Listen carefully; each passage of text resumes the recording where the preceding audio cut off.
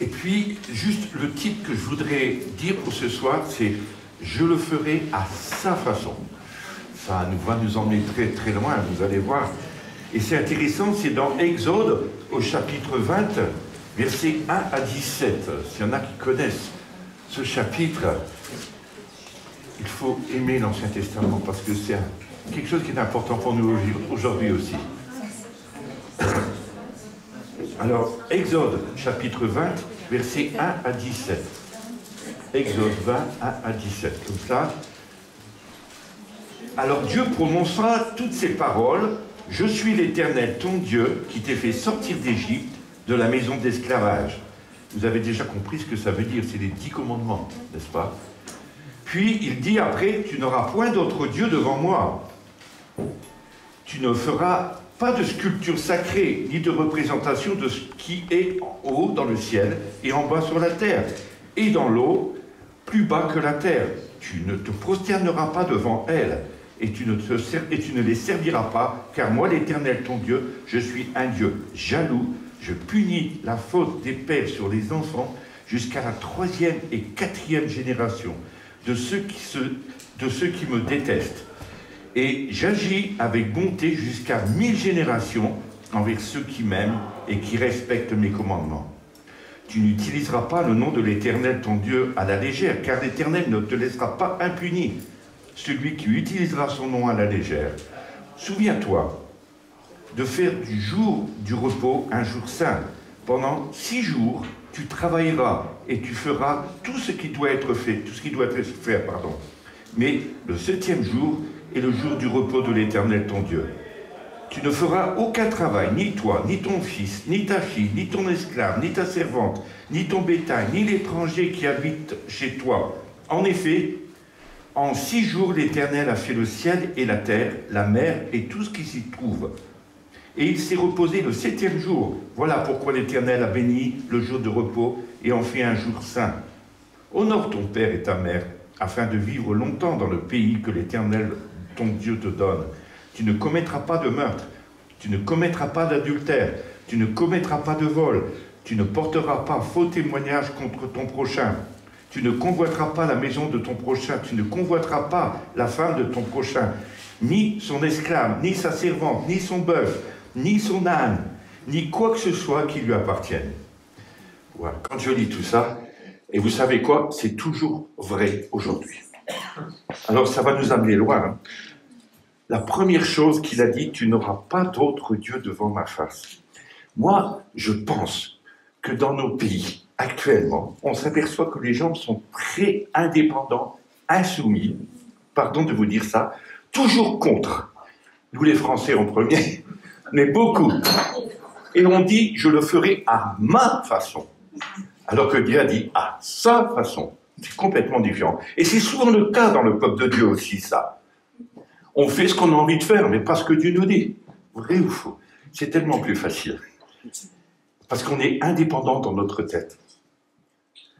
Et Dieu nous a donné les commandements afin que nous puissions agir à sa façon. Alors si on n'agit pas à sa façon, c'est qu'on ne respecte pas les commandements. Ça va loin, hein? Et puis si vous voulez faire autrement qu'à sa façon, il n'y a rien qui peut réussir. Vous allez comprendre pourquoi des fois vous avez des échecs. On ne se contente pas seulement de violer les commandements, mais nous nous brisons sur eux quand on s'écarte du plan de vie que le Seigneur a prévu pour nous. Moi, je crois que les commandements fonctionnent un peu comme une loi naturelle, pour moi. Et c'est des principes sur lesquels nous pouvons prendre conscience du but pour lequel nous avons été créés. Les commandements sont importants et nous devons les vivre aujourd'hui. C'est très dur quand je dis ça. Nous ne sommes pas censés nous mettre en pratique par nos propres forces, parce que tout ce que tu vas essayer de faire, tu n'y arriveras pas. Je suis sûr, si je fais la tournée de tout le monde, il n'y en a aucun qui respecte les commandements de Dieu. Vous allez voir, quand je vais citer tout à l'heure, que vous ne les respectez pas. Vous serez étonnés, vous pourrez faire une analyse peut-être demain matin, mais vous allez voir. Mais c'est tellement important. Donc par nos forces, on ne peut pas. Mais le même Seigneur qui les a donnés nous donne la force de les mettre en pratique. Et sans lui, vous ne pouvez rien. C'est pour ça que tout à l'heure, on parlait du Saint-Esprit qui est là et qui nous a été donné pour nous aider à rentrer dans tout ce que Dieu a voulu pour nous, pour qu'on puisse être heureux. La seule condition pour qu'on soit heureux, c'est de respecter ses commandements. Et si tu ne les respectes pas et que tu dévies, automatiquement, il y a des conséquences dans ta vie. Vous les avez vus, rien qu'en les citant, on le voit, n'est-ce pas?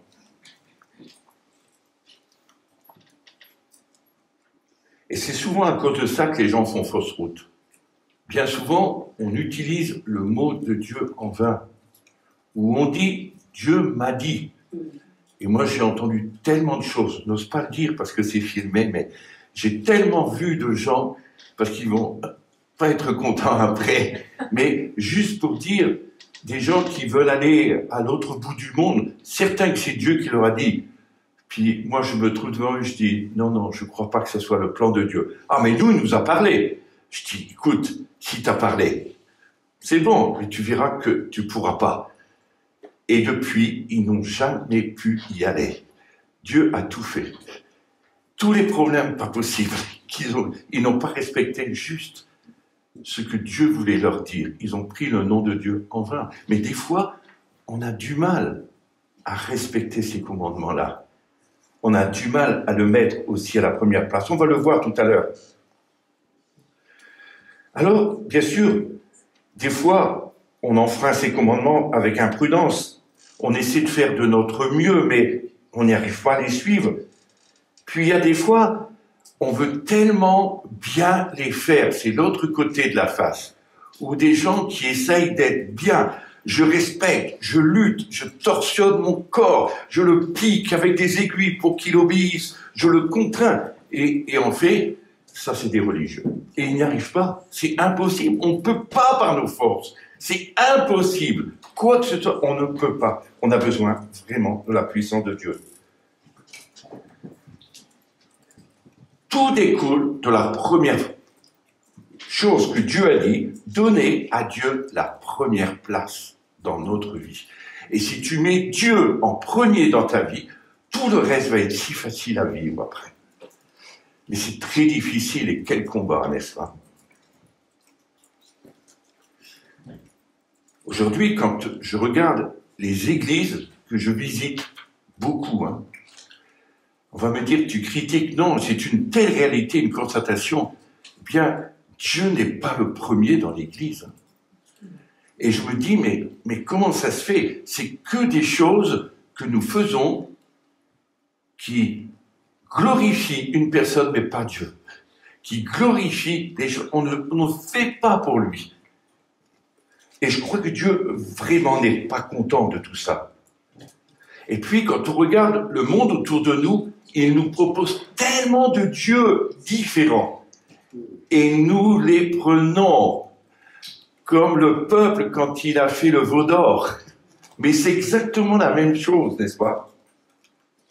Et dans chacun des 9 dons, ça traite de tous ces faux dieux qu'on a récupérés partout dans le monde. Je vais vous en citer. La religion, par exemple. Quand Jésus a vu les pharisiens, il a dit que c'était des hypocrites. Et pourtant, ils faisaient des grands salam alaikum, comme ça. Pardon de dire ça, mais c'est une telle vérité pour pouvoir mériter et faire voir aux autres, je suis meilleur. Et ils sont dégringolés. Jésus n'en a rien à faire de ça. Il préfère la petite femme qui va donner cette petite pièce, puis il dit, Seigneur, je n'ai rien, mais ce que j'ai, je te le donne. Mais ça a plus de valeur que tout le reste. Il y a aussi le moi. L'intérêt du moi, c'est moi qui fais. C'est mon église. C'est à moi. C'est jamais entendu des fois des gens dire c'est l'église du Seigneur. C'est mon église. J'ai tant de membres. Je dis c'est horrible. C'est à moi. L'intérêt, la totalité pour la personne, c'est mon moi. Et je crois qu'il y a tellement de ces faux dieux au milieu de nous. Puis, il y a aussi les possessions. Je veux, c'est à moi. Posséder quelque chose. Je suis la meilleure église de la Suisse, j'ai 3000 membres.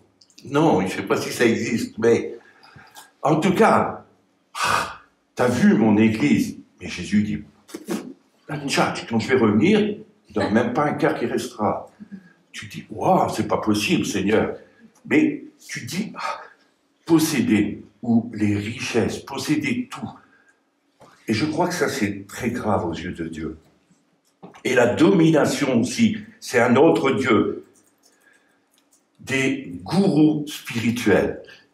Et j'en ai vu il n'y a pas longtemps, je ne veux pas citer qui, mais c'était terrible d'arriver dans son église à diriger même les mariages. Et s'il n'est pas d'accord, ils n'ont pas le droit de se marier.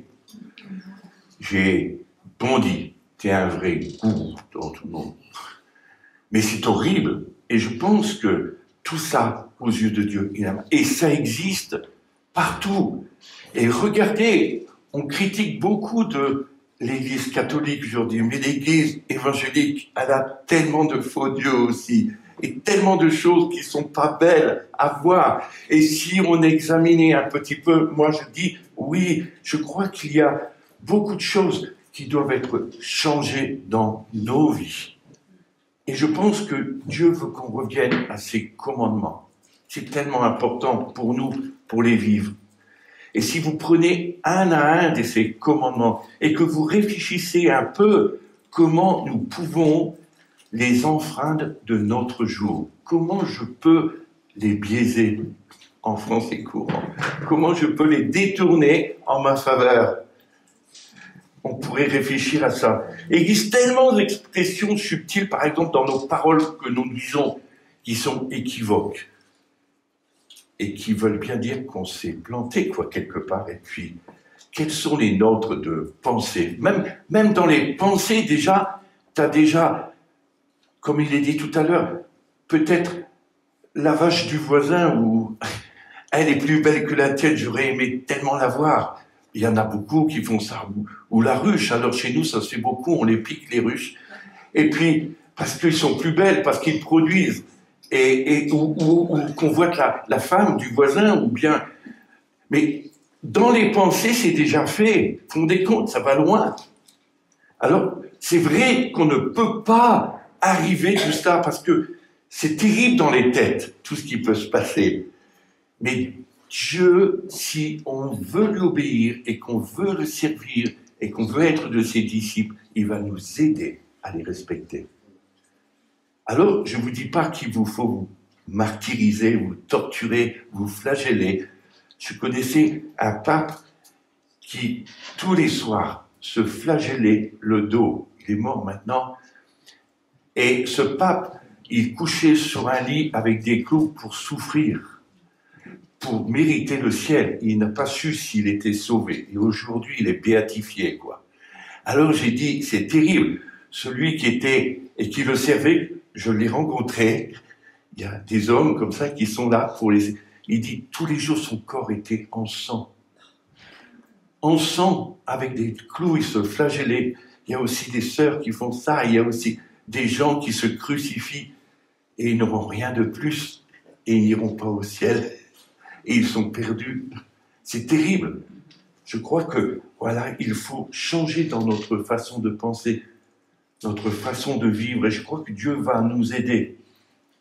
Si nous sommes fidèles et que nous voulons agir à sa façon, alors on va réussir, mais pas à ma façon, mais à sa façon. Et c'est ce que Dieu veut nous dire, nous apprendre à lui obéir. Ça, c'est la plus belle des choses. Plus tu vas être obéissant à Dieu, plus il va t'aider pour y arriver.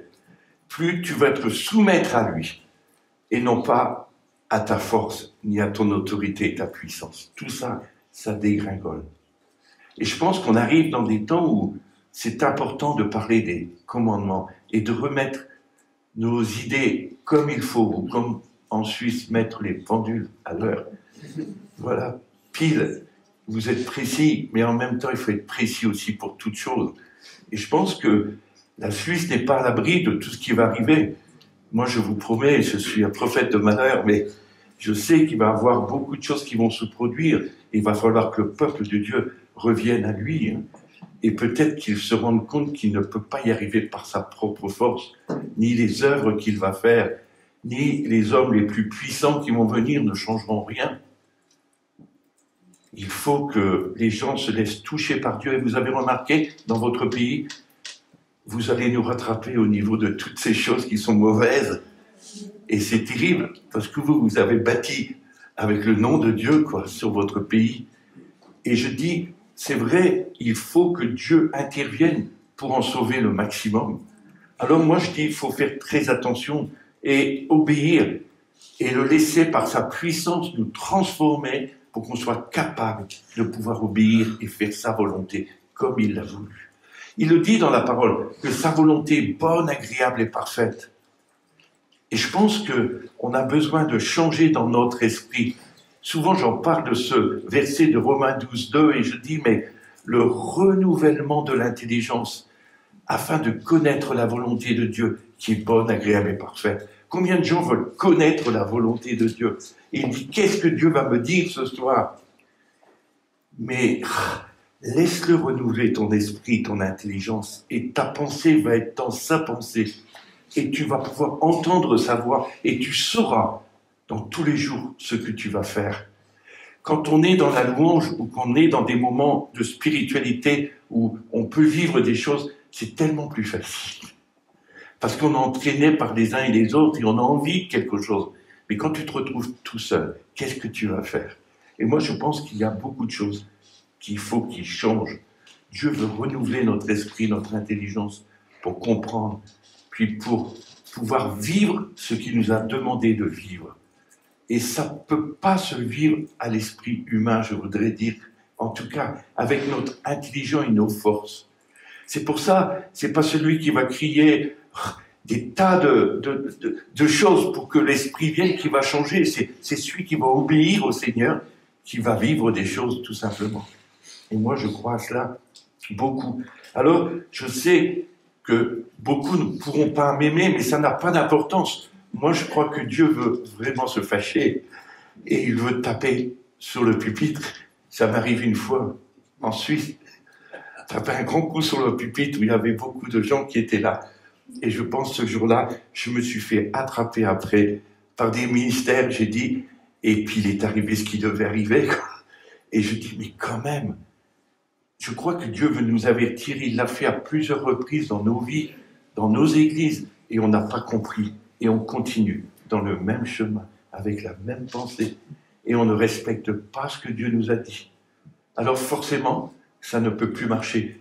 Alors il y a des résultats dans le monde, dans nos familles, il y a des résultats dans tout ce qu'on va faire parce qu'on a accepté les dieux de ce monde et on les a mis dans nos vies. Et on s'en sert aujourd'hui, on fait les mêmes choses. Vous savez, dans la performance, dans le monde, ils font ça. Hein. Celui qui sera le meilleur avec Dieu, mais Dieu n'en a rien à faire. Il n'a rien à faire de cette performance. J'étais heureux quand...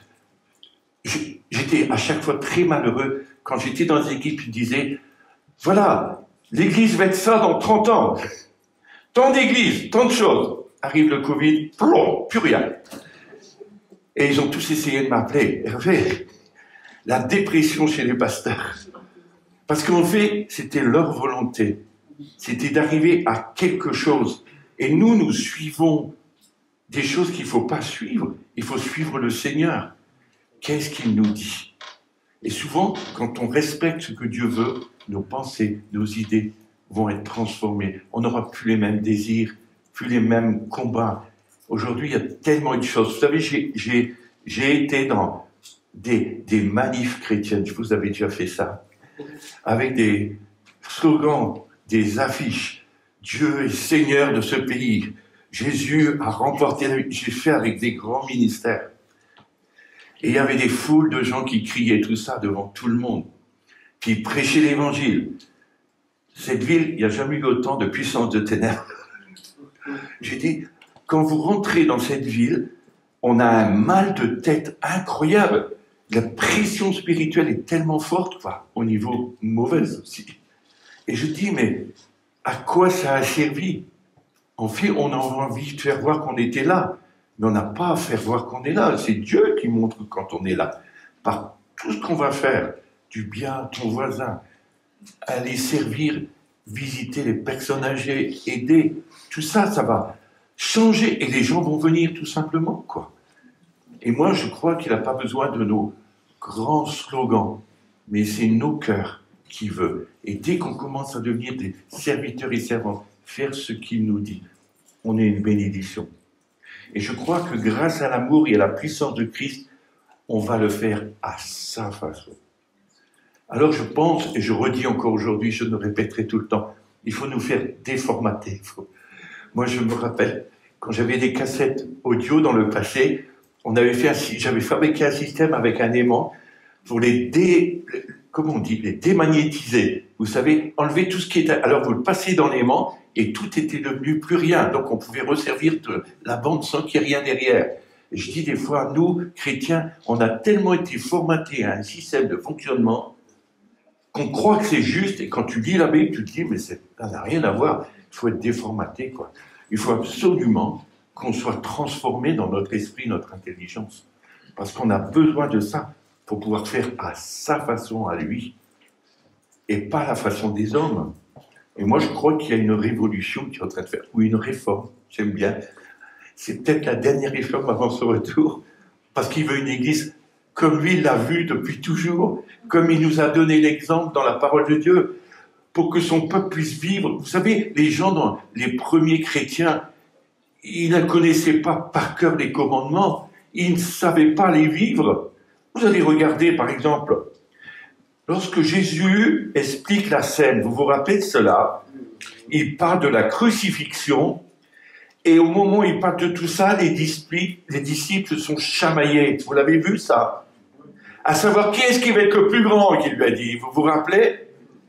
Dans le royaume. Je crois que c'est un zéro pointé, hein, ça. C'est Vincent qui dit zéro pointé. Souvent, il dit des mots comme ça. J'ai pensé à lui quand je me suis... Et je dis, mais...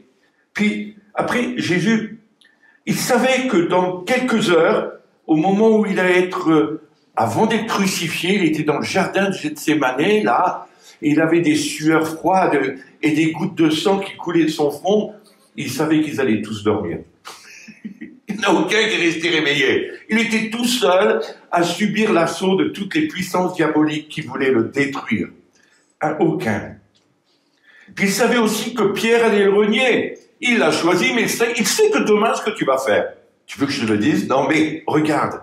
Il sait qu'on va peut-être le trahir demain. Mais regardez un peu comment Jésus, il a réagi. Plutôt que de les rabrouer, Jésus les félicite. Lisez la Bible, vous verrez. Et il les récompense. Et il les encourage. Alors qu'ils venaient de faire des choses pas bien.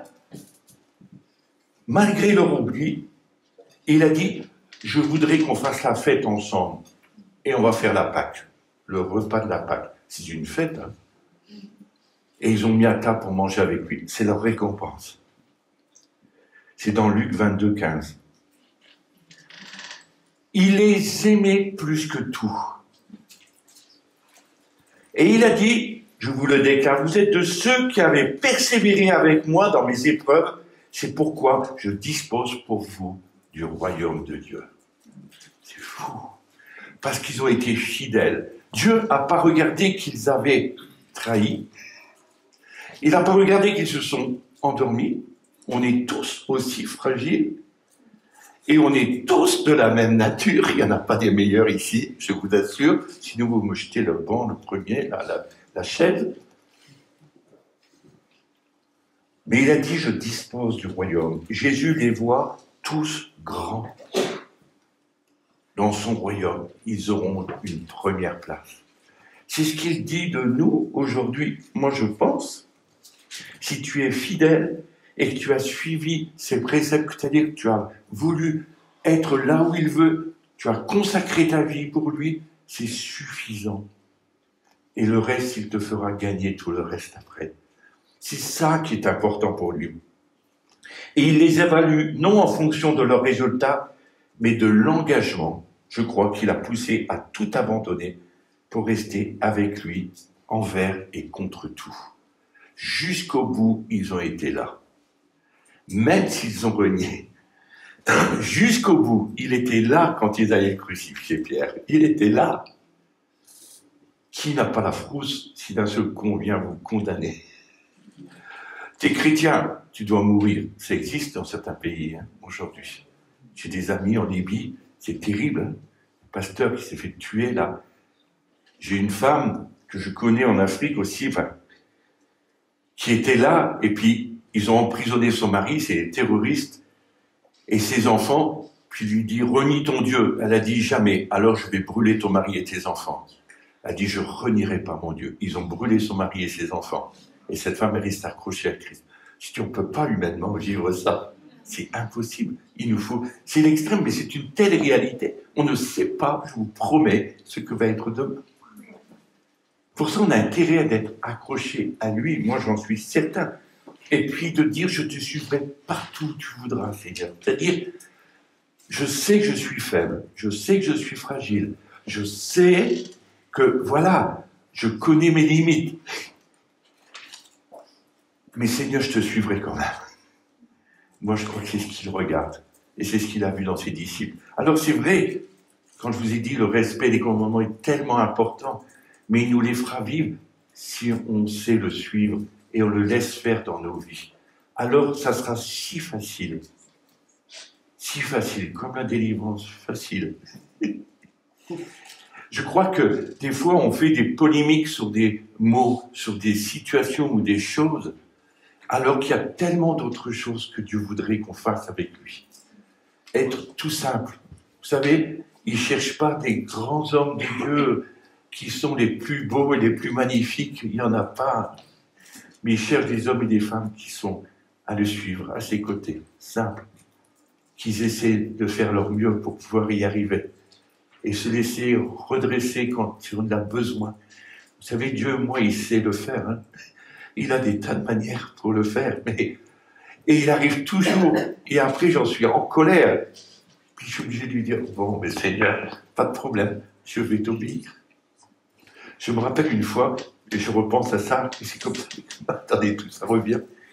J'étais avec vous à, je ne sais plus quel endroit c'était, et puis vraiment le matin, je me rappelle, il y avait vraiment la présence de Dieu qui était forte.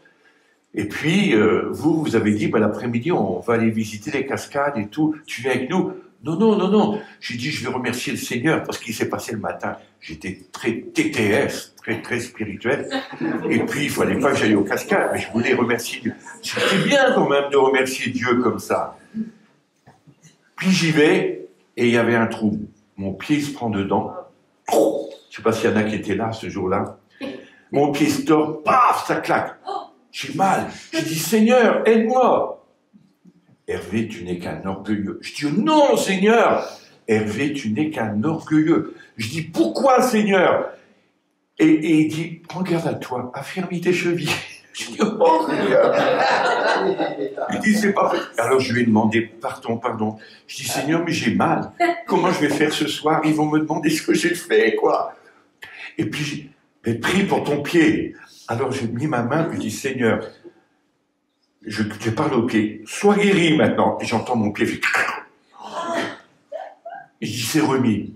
Mais ce que je veux, c'est que ce soir, tu leur dises, je me rappelle, je l'ai dit, visitation ce soir-là, j'ai été visité, j'arrivais même plus à parler.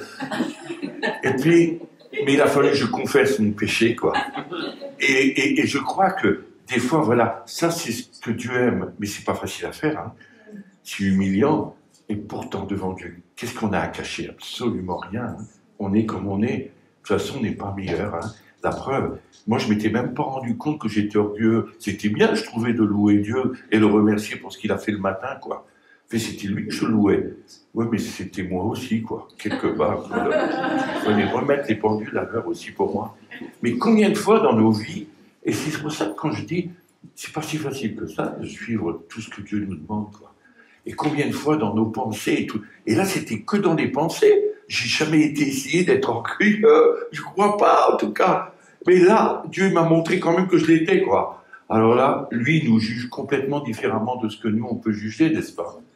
Alors lui, il voit tout, il connaît tout. Et des fois, on se dit, oh, c'est que la montagne me tombe sur la tête. Je suis un pauvre pécheur. Et c'est vrai, quoi. Et je crois que aucun nous sommes parfaits. J'ai plein de défauts. Je dis souvent, puis ça dégoûte. Il faut demander à ma femme et elle vous dira que je ne suis pas parfait. Mais je vais avoir une remontrance. Mais en même temps, elle va dire, pourquoi tu dis tout ça? Bon. Hein? Beaucoup. Ouf. Voilà. Il a déjà mis en direct. Et on fait, voilà. Non, mais c'est pas grave. Alors, tant pis, ça sera encore une. Mais c'est tellement important. On a besoin les uns des autres. Vous voyez aussi, par rapport à notre vie, je parlais du corps l'autre jour. Et je dis, mais seul, on ne peut pas vivre ça. Et ensemble, on peut vivre ça. Parce que quand un est en bas, et on peut tous tomber en bas un jour, comme il a dit, prends garde à toi, ferme tes chevilles. Voilà, on a vite fait de tomber. Mais le frère qui est à côté, s'il nous dit, fais gaffe à toi, quoi, parce que là, tu es juste sur un fil, quoi. Tu pourrais tomber de l'autre côté. Ça m'est déjà arrivé une fois, il m'a dit un truc comme ça. Je me rappelle, un mot, j'avais dit, oh Hervé, là, fais attention. Et je réalisais même pas, quoi. C'était pas grand-chose. Mais ça démarre tout doucement comme ça. Puis après, toc. Alors on a besoin les uns des autres. On a besoin de s'aider, s'exhorter, c'est dit dans la Bible, s'encourager. On a besoin de se dire les vérités. Mais c'est pas facile à accepter, quoi. Parce que on a de l'orgueil. Et l'orgueil nous empêche d'accepter ces choses. C'est vrai. Alors, ça fait qu'on n'arrive pas à grandir. Et qu'on reste longtemps comme ça, dans la même position dans notre vie spirituelle. Combien de gens j'ai vu rester 30 ans, 40 ans, pareil, dans une vie spirituelle. Je dis, il n'y a jamais eu de changement. Oh non, je dis, c'est trop dur, quoi. Et il faut que ça change, quoi. On doit grandir avec lui, apprendre. Et on n'a jamais fini d'apprendre, je vous promets. Même que vous pouvez avoir lu la Bible 5, 6 fois, 10 fois, 20 fois, on découvre encore des choses nouvelles. C'est incroyable. Et des fois, je dis, je ne l'avais même pas vu, ça. Je l'ai lu 4 fois, 5 fois. Là, je reviens dans ces passages de l'Ancien Testament, il y a des choses, j'avais lu vite, quoi. Mais je n'avais même pas vu. C'est-à-dire que ça ne m'a pas interpellé. Puis quand ça vous interpelle, c'est l'esprit qui dit, c'est temps maintenant, Hervé, regarde un peu à ça. Là, il faudrait peut-être que tu changes. Et vous ne parlez pas comme ça avec le Seigneur, moi je fais que ça, quoi. Et des fois, je ne change pas, quoi. Alors il faut qu'il appuie un peu plus fort avec d'autres personnes. Mais on a besoin les uns des autres. Mais ne vous laissez pas accabler par vos défaites. Mais même des fois, c'est bien de pouvoir en parler, je pense, à quelqu'un de confiance. Dire, ben voilà, je suis encore cet homme-là. Wow. Mais en même temps, s'aider, s'encourager, pas se critiquer. Parce que ça, c'est mauvais. Pas critiquer certaines choses, parce qu'on ne sait pas demain comment va être à notre tour, quoi. Moi, des fois, j'ai peur de ça. Hein. Prends garde un peu et fais attention. Et pourtant, il nous dit de juger de toutes choses. C'est drôle, hein? Juger dans vos parvis, c'est analyser au milieu de nous les choses qui ne vont pas. C'est dit, ça veut dire pas juger pour condamner, mais dire là, ça va pas, quoi. Moi, j'ai vu avec des ministères où Dieu m'avait demandé de leur dire, j'ai jamais osé. Je dis, c'est des trop grands ministères. Je dis, ils vont m'envoyer bouler sur les roses, quoi. On dit ce mot-là ici, je sais pas. Mais je dis, c'est trop. Ils sont trop forts.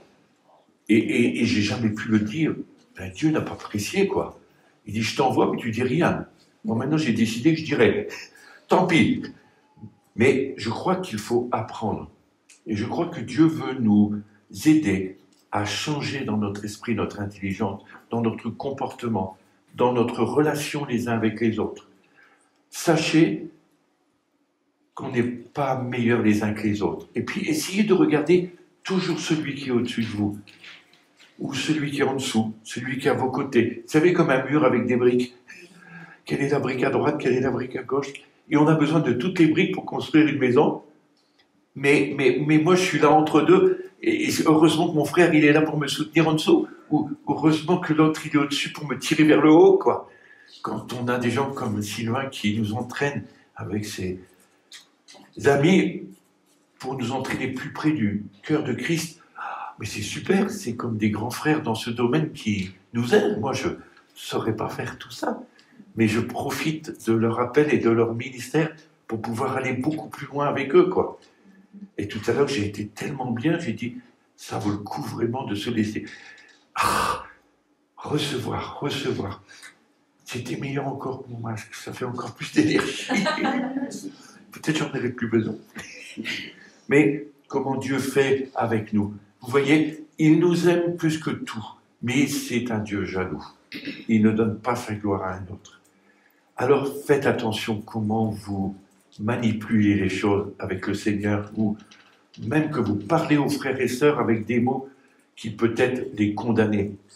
Vous savez, j'avais un frère, je ne crois pas que vous l'ayez dit, une fois dans une église, tout au début, j'étais au Seigneur, j'avais reçu une telle visitation d'esprit, c'était super. Il y avait un frère dans l'église qui, à 10h30 précise, tous les dimanches, Shamal alaikum, puis d'un seul coup, il commence à dire, moi qui suis en haut dans le ciel, vous qui êtes en bas sur la terre. Ça montrait déjà le niveau qui nous amenait.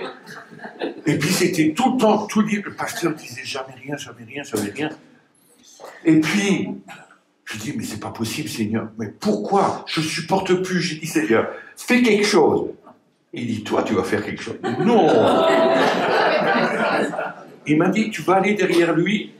Au moment où il va parler, alors je savais l'heure, donc c'était facile. Là-dessus, j'avais repéré tous les dimanches. Je vais derrière lui, dit, tu mets ta main sur son dos et tu t'en vas.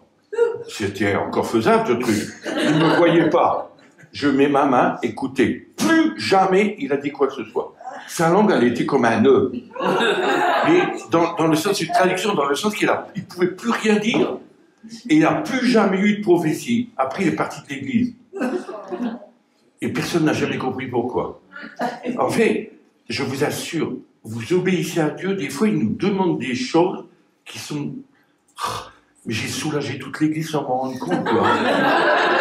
Personne ne savait rien, ne disait rien. Vous vous rendez compte qu'il faut quand même dire des choses des fois. Mais là, ça a été facile quand même. Hein. Il savait que si je lui avais dit verbalement, je crois que je me serais pris un peu. Parce qu'il avait l'air très spirituel. Mais bon, il ne connaissait pas sa vie. Mais regardez, voilà, je crois que Dieu veut qu'on s'aime les uns les autres, qu'on s'aide les uns les autres. Vous voyez, là, il a voulu juger dans les parvis. Et moi, j'étais malheureux pour tout le monde, pour moi-même, parce que moi, ça me cassait les pieds. Mais en même temps, ça a permis de pouvoir arrêter les choses et puis pouvoir vivre la paix. Comme des fois, vous allez dans des églises, moi j'ai vu ça, où tout le monde prophétise. C'est saoulant à la fin, parce que t'entendais, ça faisait comme une machine à coudre. Et ça marchait comme ça. Puis ça repartait, ça revenait. Et moi je regardais, je dis, oh là là, et le pasteur était vachement fier de tout ce qui se passait. Et Dieu me dit, il y en avait 3 de bonnes. Et je dis, c'est vrai. Je dis, tout le monde a parlé parce qu'ils avaient envie de parler. On leur a dit, il faut prophétiser, quoi. Mais s'il n'y a pas vraiment la présence de Jésus, tu vas dire quoi? Jésus t'aime. Jésus... Oh, oui, c'est pas des paroles prophétiques, tout ça. C'est ton cœur qui parle.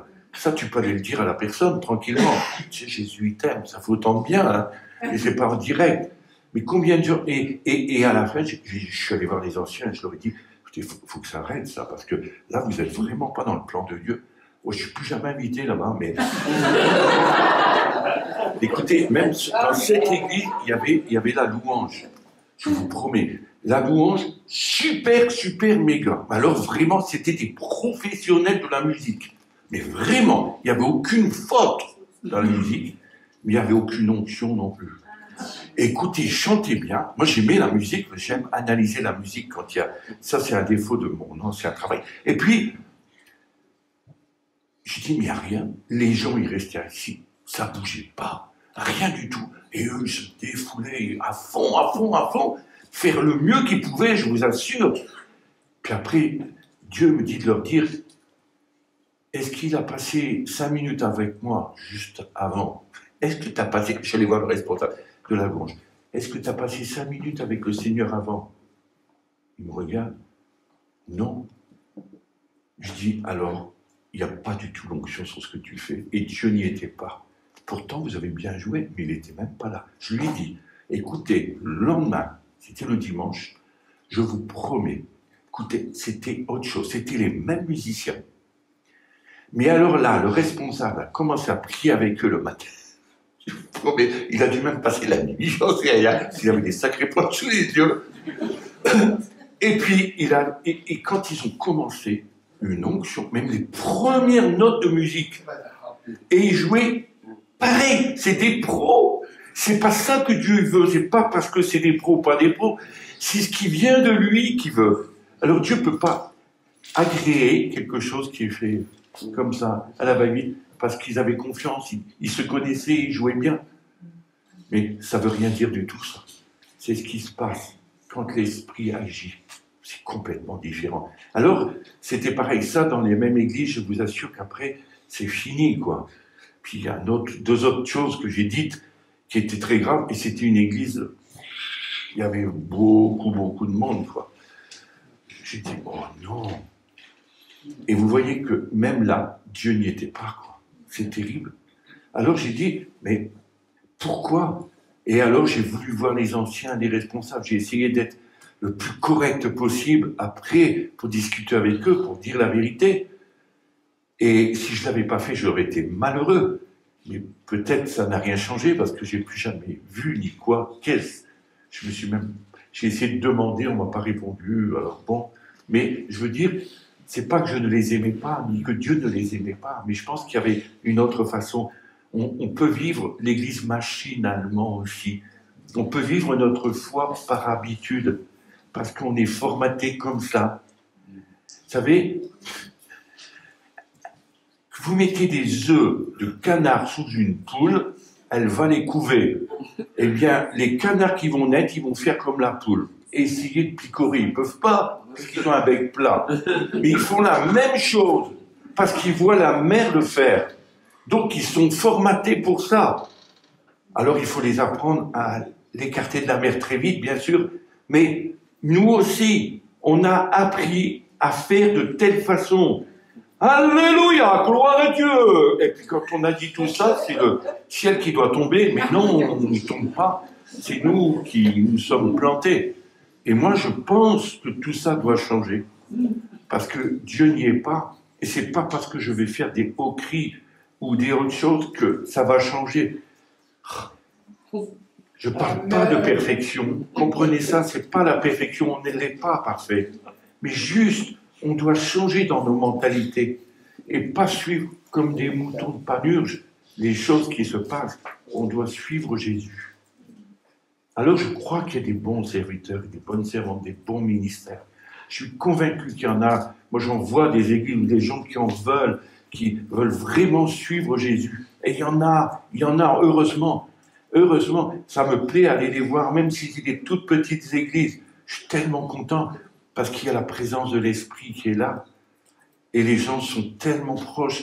Alors, on écoute leur louange, on se dit, oh là là, si Sylvain il aurait été là, il aurait dit, bon, on va essayer de travailler juste un tout petit peu. Il aurait raison, parce qu'il faut aussi être bien pour le Seigneur et faire les choses comme il faut. Vous voyez, il faut un équilibre dans tous les domaines. Mais en même temps, le cœur y est. Donc c'est facile pour apprendre quand on y est comme ça avec le cœur. Et si on est docile, si on est des enfants qui aimons le Seigneur et qui veulent se laisser former par lui, laisser transformer pour pouvoir devenir des serviteurs et des servantes, des disciples de Jésus tout simplement. Alors on verra de plus grandes choses et on verra le monde entier être bouleversé par le Seigneur. Mais Dieu n'attend que ça de nous. Il n'attend pas grand-chose, il sait, comme j'ai dit pour Pierre et tout, qu'on est incapable. Que demain, on va peut-être faire une bêtise. Mais je crois que je n'exhorte pas à faire des bêtises. Hein. Mais juste, je voulais dire que on ne sait pas ce que demain va être pour chacun de nous. Donc, on ne peut pas juger, mais en même temps, on peut essayer de se garder les uns les autres et d'essayer de suivre Christ pour se laisser transformer et devenir des disciples. Et ça, je le redis, mais c'est important pour moi. Et après, vous pourrez prier pour les gens. Puis après, vous verrez la gloire de Dieu. Puis vous verrez des choses changer. C'est tellement formidable quand partout où vous allez, il peut se passer quelque chose, quoi. Moi, je dis, ça vaut le coup et la peine. Et moi, je veux vous encourager à tout ça, en tout cas. Et puis, c'est vrai, quand on parle des commandements, ça paraît un gros truc qui vous tombe dessus. Mais en même temps, c'est tellement facile si on veut suivre Christ. Après, tout le reste va venir. Ne vous laissez pas culpabiliser non plus. Accusé par le diable, ça ne sert à rien du tout. C'est Jésus qui nous reprend. Et il sait le faire avec plein d'amour. Il est un peu plus exigeant que ceux qui ont plus de trucs, parce que c'est écrit, puis c'est la vérité, je l'ai vu pour moi. Mais pourtant, il nous aime tellement qu'il prend le temps, qu'il sait faire. Il sait patienter, il sait attendre. Voilà, ça fait beaucoup de choses que j'ai dit ce soir. Je n'avais pas prévu de faire tout ça, mais c'est comme ça, oui, ça va. Donc, on va peut-être arrêter, mais juste essayer demain peut-être, comme je redis, prendre un par un peut-être et réfléchir un peu comment vous avez pu enfreindre les commandements. Et puis peut-être quelles expressions j'ai pu employer qui sont équivoques et quelles sont mes expressions en moi. Qu'est-ce qui peut se passer? On peut travailler sur ce domaine et s'aider. Moi, je redis, j'aime tellement des groupes comme ça parce qu'on n'est pas meilleurs les uns que les autres. Et puis, mais on peut s'aider. Peut-être qu'il y en a un qui a déjà gagné la victoire sur quelque chose. Alors moi, je dis, super, tu vas m'aider. Et puis, on va gagner. Donc voilà. Merci Seigneur pour ta parole qui est la vérité. Merci parce que tu veux encore nous secouer un petit peu, mais tu veux aussi faire jaillir de nous le meilleur, Seigneur. Et tu veux faire avec chacun de tes enfants des choses merveilleuses dans leur église après, là où ils seront. Je prie vraiment pour que tu te lèves comme le Tout-Puissant au milieu de nous, dans nos vies. Tu prennes toute la place et te demande pardon s'il y a eu tellement de choses qui n'étaient pas justes dans nos vies, mais on sait que tu sauras nous remettre sur la bonne voie. Combien on a besoin de toi et que sans toi, on ne peut rien faire, Seigneur. Merci de tout ce que tu nous donnes et la grâce qu'il y a, le privilège de pouvoir te servir et puis aussi d'être tes enfants et savoir que partout où on ira, tu seras là pour nous défendre, nous aider. Merci, Seigneur. Amen. Juste une petite histoire en même temps que je prie, je suis idiot, mais ça me vient comme ça. Pour vous dire que Dieu nous aide, ça va vous faire rire, mais je m'arrive toujours des trucs bizarres à moi. Excusez-moi. J'étais en Afrique, et puis à deux endroits, j'ai deux endroits qui me viennent dans la tête. Bon, là, on va parler de celui du Burundi, j'étais là-bas, et puis c'était après les événements où ils se sont massacrés, aux événements qui se sont massacrés, j'étais là-bas, ça c'est une autre histoire, mais juste après. Et puis, il y a eu une grande bénédiction, des guérisons, beaucoup de choses. Puis voilà que les militaires viennent et ils me mettent la Kalachnikov sur le ventre et ils disent, tu dois mourir. Je dis, mourir? J'ai rien fait. Si ton président nous a trahis avec les armes qu'il a livrées. Alors ils voulaient me tuer parce que j'étais français et me mettre en prison pour payer pour mon président. Il dit, oh là là, et je dis, je suis pas toi, Seigneur, je ne peux pas payer pour eux, quoi. Et puis, d'un seul coup, quelqu'un est arrivé et il m'a justifié. Cet homme, il a fait tellement de bien à notre pays ces derniers jours. Vous ne pouvez pas faire ça. Ça devait être un ange, je ne sais pas. Mais alors la personne, elle a dit ça, je ne connaissais pas. Et elle a remis toutes les pendules. Bon, c'est bien pour une fois, alors. J'ai failli y rester, quoi, là. J'ai dit, ben...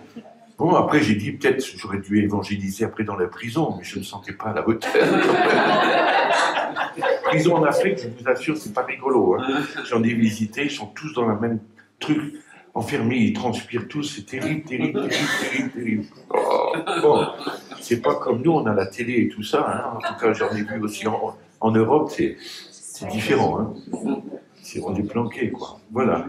Mais ça vaut le coup d'être en prison, parce qu'on ne paye pas l'impôt. Je suis pas fier. C'est une des choses. Puis une autre fois, c'était au Sénégal. Et là, j'étais en voiture avec quelqu'un. J'avais pas mon passeport. Oh purée, on se fait arrêter. Maintenant, je l'ai toujours avec moi, mon passeport. Quand je sors, même en Suisse, je garde mon passeport. Je ne fais plus la même bêtise. Et puis, il m'arrête. Votre passeport. Je n'avais pas de passeport. Et je lui dis non, mais il est resté, je pourrais vous l'amener si vous voulez. Sortez de la voiture. On vous emmène en poste. Il faut encore en prison, encore une autre fois. Et puis j'ai dit non, non, non, non, non, écoutez, je vais aller le chercher et tout. Alors donne-nous des sous. J'ai dit j'avais pas de sous. J'ai dit j'ai pas de sous. Alors en prison. Des faux de papier, tout ça, on ne peut pas justifier qui vous êtes. Donc voilà. Et puis, d'un seul coup, encore une fois, quelqu'un a justifié pour moi encore une fois. Et il a dit, mais cet homme, ne dites pas ça, c'est un homme bien, nous on l'a entendu. Et tout, pourtant, c'est un pays musulman, au Sénégal. Et puis, pour finir, il m'a laissé partir et je n'ai pas donné un seul centime. Mais regardez, combien Dieu est fidèle. C'est juste pour montrer entre parenthèses, et même si nous, on n'y est pas, lui, il y est, quoi. Et il veille sur nous. Alors, des fois, on a des épreuves aussi, mais sachez que derrière l'épreuve, qu'est-ce que Dieu veut me dire? C'est dur, hein? Et je pense que Dieu veut vraiment nous aider à voir clair sur tout ce que nous vivons, pour qu'on puisse changer et devenir autrement.